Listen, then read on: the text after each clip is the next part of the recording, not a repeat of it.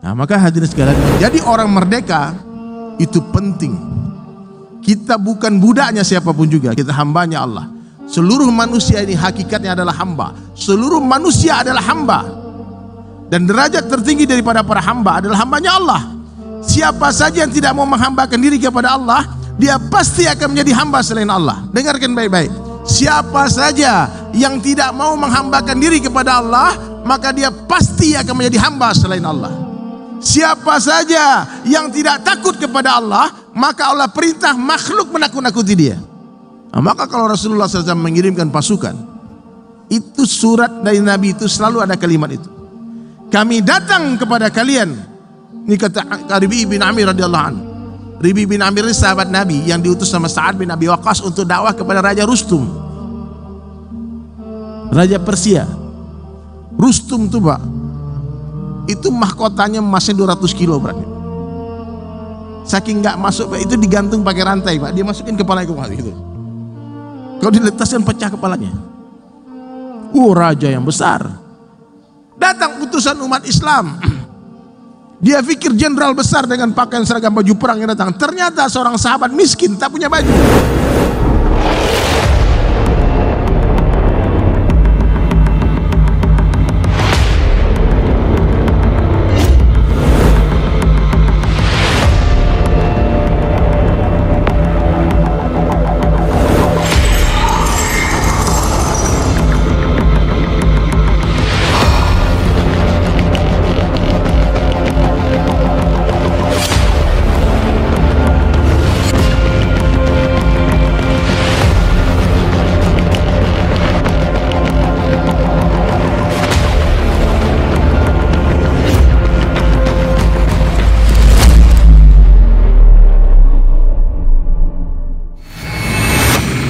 Maka hadirin sekalian, menjadi orang merdeka itu penting. Kita bukan budaknya siapapun juga, kita hambanya Allah. Seluruh manusia ini hakikatnya adalah hamba. Seluruh manusia adalah hamba. Dan derajat tertinggi daripada para hamba adalah hambanya Allah. Siapa saja yang tidak mau menghambakan diri kepada Allah, dia pasti akan menjadi hamba selain Allah. Dengarkan baik-baik. Siapa saja yang tidak mau menghambakan diri kepada Allah, maka dia pasti akan menjadi hamba selain Allah. Siapa saja yang tidak takut kepada Allah, maka Allah perintah makhluk menakut-nakuti dia. Jadi, maka kalau Rasulullah SAW mengirimkan pasukan, itu surat dari Nabi itu selalu ada kalimat itu. Kami datang kepada kalian. Ini kata Ribi bin Amir radhiyallahu anhu. Ribi bin Amir ini sahabat Nabi yang diutus sama Sa'ad bin Abi Waqqas untuk dakwah kepada Raja Rustum, Raja Persia. Rustum tuh Pak, itu mahkotanya emasnya 200 kilo beratnya. Saking nggak masuk Pak, itu digantung pakai rantai Pak. Dia masukin kepalanya ke bawah gitu. Kalau diletaskan pecah kepalanya. Raja yang besar. Datang utusan umat Islam. Dia pikir jenderal besar dengan pakaian seragam baju perang yang datang. Ternyata seorang sahabat miskin tak punya baju. Dia cuma pakai punya kain yang menutupi auratnya. Lalu sahabat kasihan beri dia kain untuk menutupi dadanya. Dia datang dengan tombaknya yang sudah karatan, dengan keledainya yang kurus. Itu Rustum menyambut utusan umat Islam untuk bernegosiasi di perbatasan itu dengan 200.000 orang tentaranya, 100.000 sebelah kiri, 100.000 sebelah kanan. Dibentangkan karpet merah kalau sekarang menyambut utusan umat Islam. Ternyata yang datang seorang sahabat yang miskin. Namanya siapa? Ribi bin Amir radhiyallahu anhu. Dan dia menarik tombaknya di karpet itu. Kemudian mengikat keledainya di kursi Raja Rustum tadi. Diperhatiin, siapa orang ini? Ini kalau sahabat Nabi hidup zaman sekarang Pak, kita semua pikir mereka orang gila gitu. Mereka betul-betul menolak dunia dengan kedua tangannya. Merdeka. Tidak ada dalam pandang mereka orang hebat selain Allah yang hebat. Tidak ada yang perkasa, Allah yang perkasa. Tidak ada takut sedikit pun kepada 200.000 tentara itu. Apa kata Rustum kepada Ribi bin Amir? Hai orang Islam, kenapa kau datang jauh-jauh, tinggalkan kampungmu dari Madinah, dari Mekah, dari Saudi, kita datang ke sini jauh-jauh buat apa? Tinggalkan anakmu, tinggalkan istrimu. Apa jawaban Rabi bin Amir? Ma ji'na ilaikum. Bukan aku yang datang kepada kamu, wahai Rustum. Allahu ta'ala ilaikum. Allah yang menghantarkan aku kepada kalian. Untuk apa? Untuk memerdekakan kamu dari penghambaan kepada makhluk menjadi penghambaan hanya kepada Allah. Untuk apa? Untuk membebaskan kamu dari sempitnya dunia kepada lapangnya akhirat. Terimalah Islam.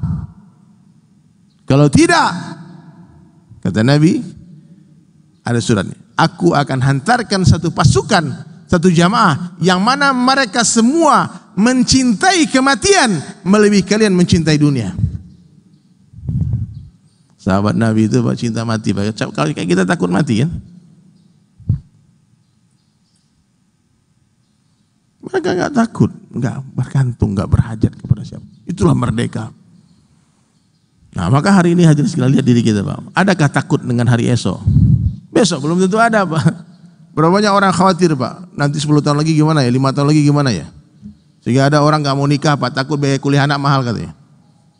Tidak kawin-kawin dia Pak. Siapa yang memulai, yang takut akan kesusahan di hari depan, tanpa sadar dia telah memulai kesusahan di hari itu. Padahal besok belum tentu ada Pak. Ini yang duduk-duduk ini belum tentu hidup besok nih Pak. Mohon maaf, saya pernah tunjuk orang Pak. Orang tak tunjuk Pak. Pernah sih. Ini mungkin salah satu dari kita ini, mungkin hari ini hari terakhirnya. Iya. Kan saya paling banyak bicara kematian kalau lagi tausiah Pak. Saya pulang ke Cibubur Pak, ini kejadian di Jakarta nih. Sampai di Cibubur nelpon panitia, Bang, innalillahi, kenapa? Itu bapak yang paling depan tadi mati Pak, meninggal ya. Jangan tertipu dengan usia muda. Jangan tertipu dengan badan yang sehat. Oh, aku nih atlet nih, olahraga, gym semua. Bapak rajin olahraga, minum bergizi, zam-zam tiap hari, kurma, madu, wah, habatus sauda, jaga kesehatan, jangan tidur malam-malam. Ujung-ujungnya mati juga. Paham?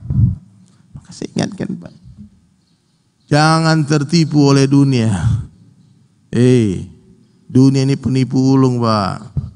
Miliki aku katanya, aku muliakan kamu. Dimiliki dia hinakan kita. Miliki aku bahagiakan. Dimiliki disusahkan kita. Nah, maka cerdaslah orang-orang beriman, hebat orang beriman tadi.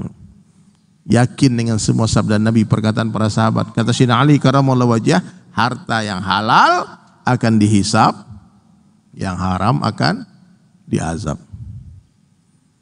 Maka dulu sahabat Nabi ketika dapat dunia, bukan dia senang Pak. Iman mereka sempurna. Kalau tanda iman baru masuk tadi kan gitu, datang di dunia tak mengembirakan hati, hilangnya dunia tak menyedihkan hati. Itu tanda-tanda iman baru mulai masuk Pak. Tapi tanda iman yang sempurna apa? Datangnya dunia mengkhawatirkan hatinya, dan hilangnya dunia menenangkan hatinya. Aduh, ini susah memahami ya Pak.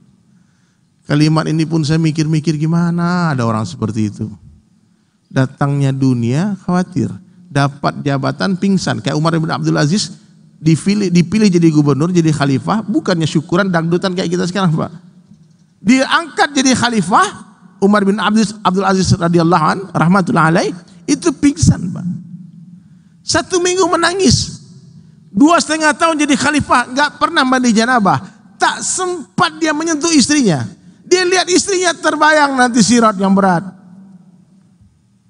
Nggak bersenang-senang dia selama. Sehingga di waktu kekhalifahan Umar bin Abdul Aziz rahmatullah alaih, serigala dengan kambing minum di satu tempat, makan di satu tempat. Di zaman Khalifah Umar bin Abdul Aziz, tidak satu orang Islam pun yang menerima zakat. Semua orang Islam membayar zakat. Daging-daging kurban diberikan ke hutan, harimau dia bagi makan, singa dibagi makan, serigala dia makan. Sehingga seorang perempuan berjalan sendirian di tengah malam, tak ada orang yang mengganggunya, tak ada hewan buas yang menyerangnya. Suatu ketika serigala sedang makan dengan kambing di satu tempat. Tiba-tiba serigala menerkam kambing tadi.